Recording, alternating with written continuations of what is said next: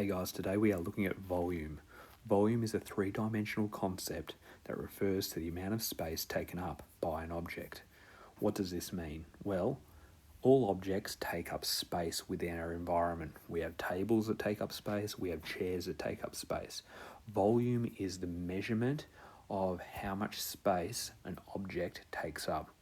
So if we look at the example provided, we can ask the question, how many cubes were used to build this object?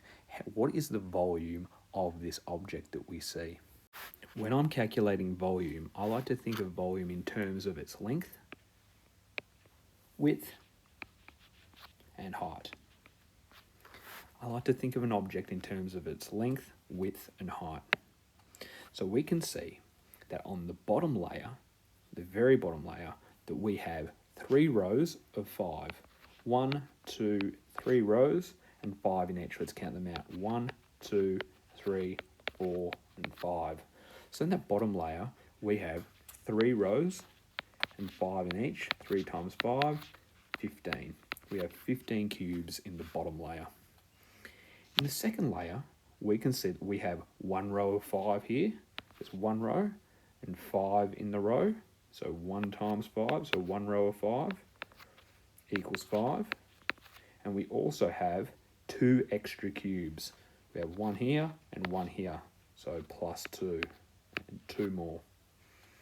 In layer 3, we can see that we have 1 row, and how many cubes? 1, 2, 3, 4, 5.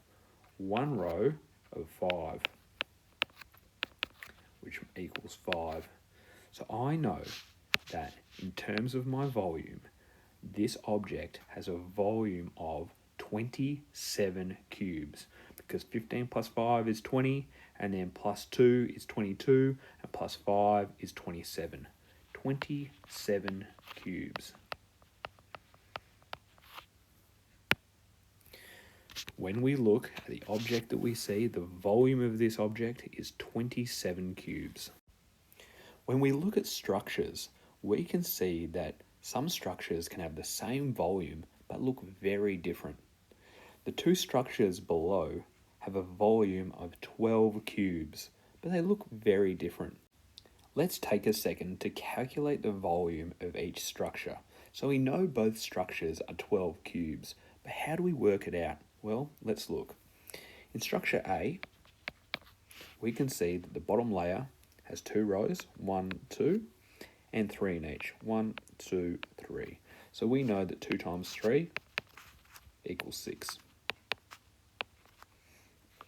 In our top layer, we can see that there are another 2 rows, 1, 2, and we have another 3 per row. 1, 2, 3. So once again, 2 times 3 is equal to 6. I know that 6 plus 6 is 12. 12 cubes. If we look at structure B, we can see that the bottom layer has 1, 2, 3, 4, 5, 6 cubes. So 1 row of 6 equals 6.